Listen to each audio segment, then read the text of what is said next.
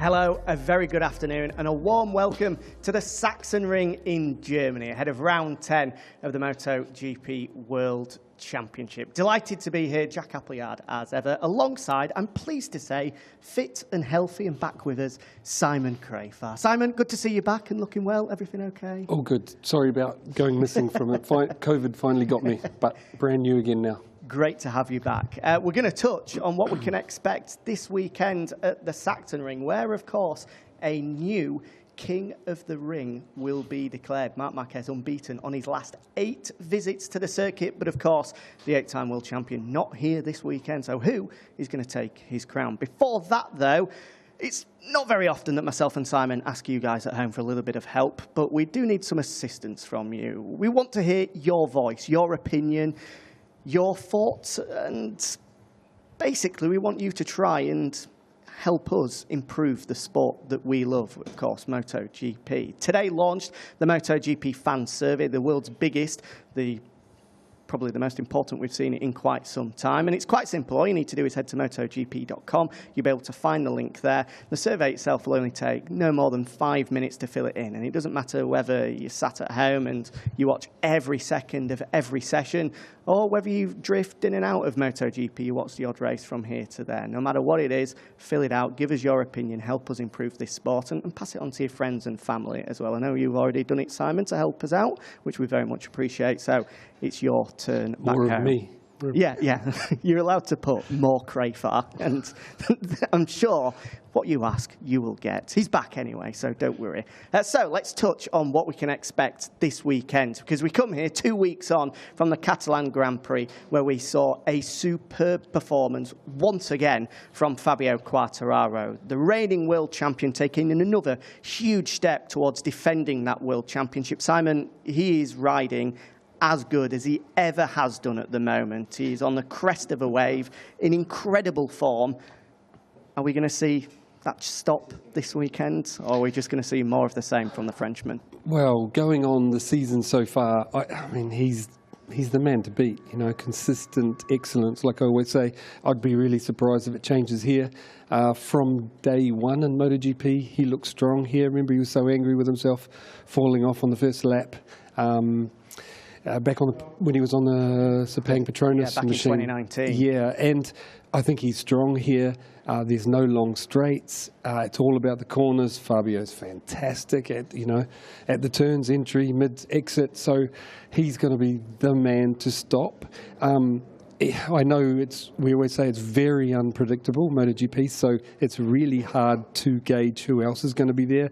But Alicia's consistently quick, and Appleyard's known for turning and handling it. There's a few in there, but I'm sure you're going to bring them up. But Fabio, just to get back to Fabio, he's on form everywhere. He's doing his job, has done all year wonderfully, and touch wood, not fallen off. So I'd be surprised if he changes that here. You would say that Fabio and the factory Yamaha squad are looking at the upcoming 3 races, here at the Sachsenring, then to Assen in a week's time, and then to Silverstone after the summer break, and thinking that there are 3 wins up for grabs there. This is the perfect opportunity to really get a stranglehold of this championship. Yes, and I think it's super important. He'll be thinking this is to finish all of those. But basically, for example, the V4s have, especially the Ducati, have an advantage where you can use their braking stability and their acceleration. Basically, stop and start, These upcoming races, they've got a bit of one here where you get a bit of wheelie, but it's not too long a straight. But when we get to things like Austria, where it's all about stopping, starting, Aragon, half the track isn't. It's beautiful, but part of it, stop and start. I think then you're going to really see, Japan, you're going to really see the Ducatis have an advantage. But so Fabio's got to stuff those points in his pocket until there. And Silverstone is famous for having no slow corners onto long straights, and that is all about flowing, and gives the Suzuki, Yamaha, and Aprilia last year no disadvantage, and so it's down to the rider. And like I said, Fabio's on form, so these next ones, he's got to get those points in his pocket. Yeah, he certainly does. But as you rightly say, he's also got to see the checkered flag, and that's going to be his priority over these next 3 races, because he'll be pretty confident. If he does see the checkered flag, he's going to be taking home a big haul of points as a result. Let's look at who could rival the world champion this weekend then. And the first name that springs to mind is Aleix Espargaro. Should have finished second to the Frenchman 2 weeks ago in Barcelona. First opportunity before we touch on the hopes for him this weekend.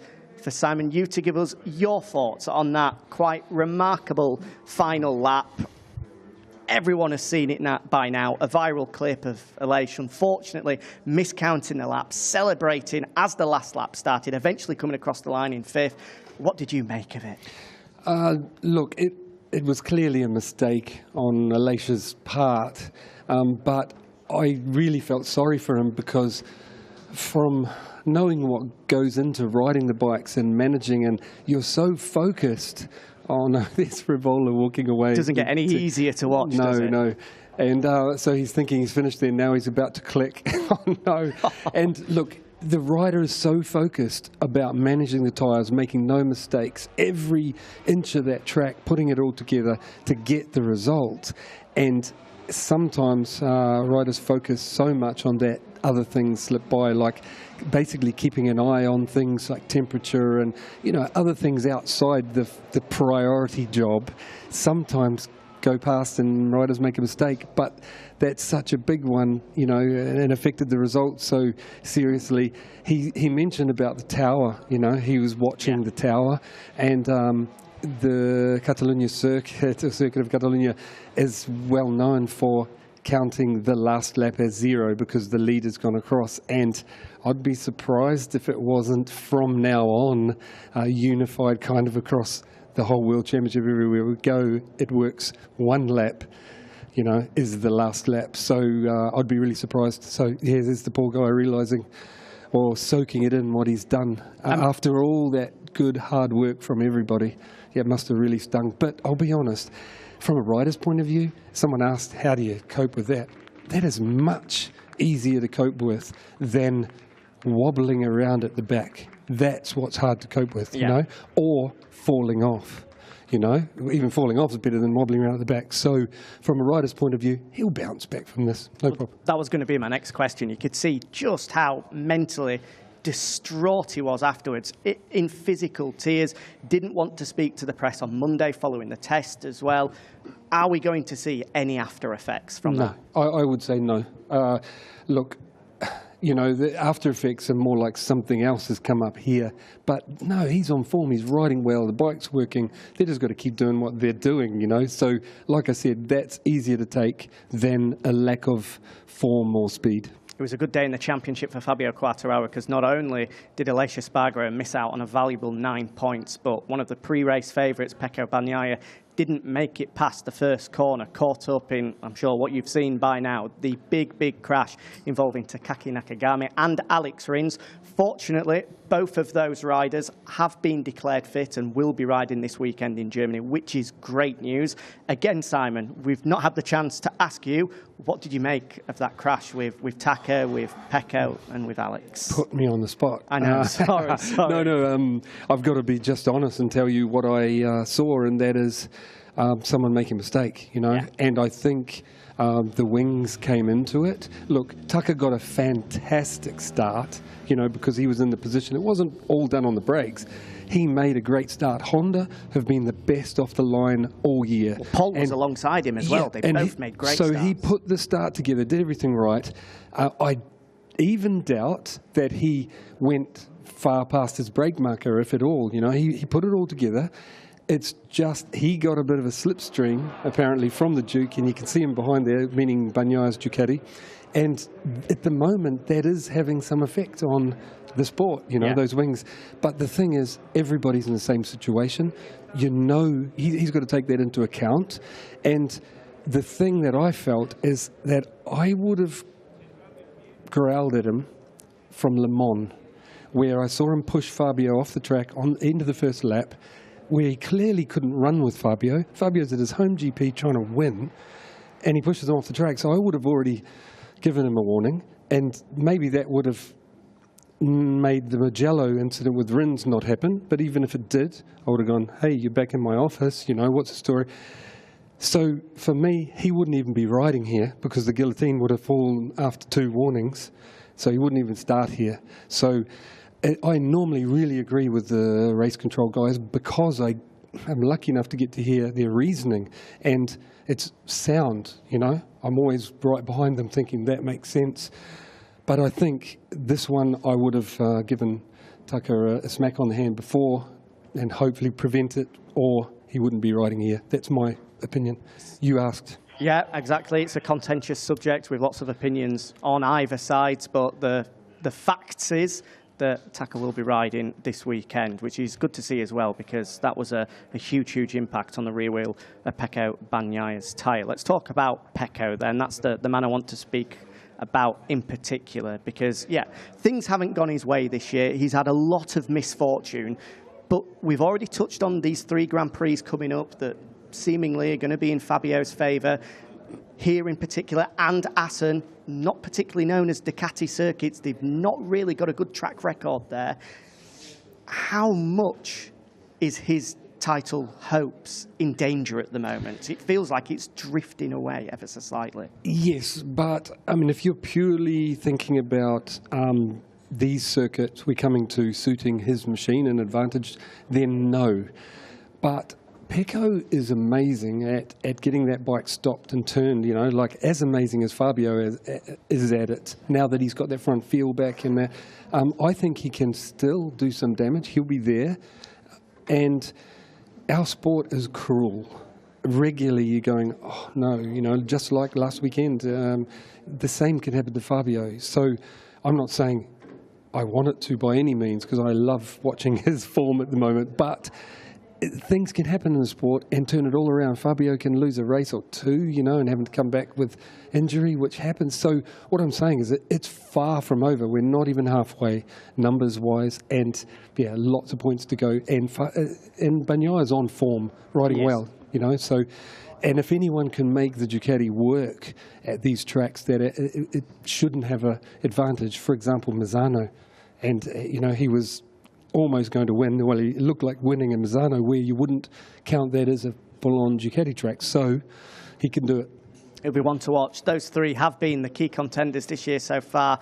Quartararo, Espargaro and Bagnaia, so don't be surprised if we see those 3 challenging at the top this weekend. We've touched on Pecco. Big news since we last spoke to you that he will have a new teammate in the factory Ducati box next year, because Jack Miller was officially announced as a factory KTM rider for 2023. Simon, what are your thoughts on that one? It's news that we were expecting, but still comes as a bit of a surprise. Jack has spent so many years with Ducati. It's going to be an interesting move and transition for everyone to watch. Well, Jack's a dirt biker, and KTM is famous for dirt bikes, so I think he's going to have a good dirt bike stable. The thing is, KTM are going through a rough patch at the moment, you know, and I picture it being tough for Jack in the beginning, you know, but I think part of the reason for choosing someone like Jack is attitude and work ethic in the garage, you know, which is what they need. You know, they need to fight through this period and get back at the front and win again. And Jack is the right guy to give them feedback from the bike before, put his best effort in always. The scary side of what's happening is if Miguel ends up on a Ducati is it's likely Miguel will win, you know. Yeah, win races. Win races at least, you know. So yeah, that ends. Yeah, so Jack back on a KTM, like where he started. So yeah, it's great to see. Interesting reading the press release as well. There were some fairly strongish comments, I thought, from both Francesco Guidotti and Pit Byra as well, speaking about the fact that they were so interested in Jack because they wanted a rider to go alongside Brad Binder, who will give their everything at every opportunity. And that has been something thrown in the direction of Miguel Oliveira. By the way, you can catch an in-depth conversation with Miguel from 6 o'clock this evening with Matt Burt, so don't miss that one. Do you feel that was maybe a bit of a sly dig towards him? I read the same comments, and I'm not surprised. KTM need battlers, workers at the moment, and the South Africa on one side of the garage and the Aussie on the other. They're famous for being battlers, workers, and it's what they need. So I totally understand. Again, well, basically about Miguel, he's, I think, more sensitive, both as a person and as a rider. But he's so talented. If you give him what he wants, he's going to be dangerous. So there's two sides to that coin. 4 MotoGP race wins to his name, and you would have to imagine there's more to come if the much-rumoured move to Gresini does come off. Let's quickly touch on the final 2 factories then, because I've got a couple of riders just filtering in to the press conference, which gets underway at 5 o'clock local time. The first, Suzuki. Great ride from Joan Mir, another Super Sunday special from him to recover a load of places, and Rins would have been in contention as well if not for being caught up in that first rider incident. We spoke about it in Mugello. It still rings true now. Just things haven't been able to come together for Suzuki at all yet. Too true, and I don't think they deserve it. They're 2 different stories and 2 totally different riders, both fantastic but different styles. And when you see what's happening with Joan Mir, there's clearly something changed on the bike. He's struggling where it seems to not bother Alex Rins nearly as much anyway. And I think for the Mir fans, don't give up on him. He's still, absolute class. They're trying to figure out a way around this problem, and yeah, he's still the same class in my opinion. He always was, and he will be. I think there's lots of teams that want him. And the rescue job he did on a bike that he's still not figured out, comfy. I know this sounds weird, he's been on Suzuki a long time, but I think there's something changed and it's rattling him. So the rescue job he did 4th was great, but I think there was 2 guys that were going to be in front of him that were taken out on turn 1. Yeah. And Pecco, definitely a podium contender for that race, but Alex Rins, I think, worst case scenario for that race in Catalunya was 2nd. It's all about managing the tyres. He was doing an amazing job at that, and he was fast, and I genuinely think he would have been hassling Fabio, and it was super sad to not see what was going to happen in that race. It could be another race of attrition when it comes to looking after those tyres here this weekend as well. Temperatures in the forecast on Sunday look like hitting nearly 35 degrees, which is going to cause a lot of problems for our riders. Just finally, before we hand over to Matt Burt for the press conference here in Germany, Honda, we need to touch on them, of course. Had such an amazing run here at the Sachsenring, thanks to Mark's heroics. Speaking with Alex Marquez earlier, he confirmed to the media that at the Montmello test following the Catalan Grand Prix, big changes, big items were thrown at that brand new bike to try and get it in the right direction. Do you think we can see them making another step this weekend? I hope so, but I genuinely don't know what they've found. I didn't go to the test because I was testing myself and staying home. So the scary thing to me is that man you're watching on screen has dominated here. Yeah. And a lot of the things I've heard over the last years, it's about front end feel at this circuit, and the old bike had that and the new bike hasn't. Yeah. So they need to have improved it at Catalunya test, or I think they'll be in trouble here. It's going to be interesting. Keep an eye out, because I might be completely wrong and it might work around here, but if the circuit is like I believe, about front end feel, I think it's going to be hard for the Honda boys here.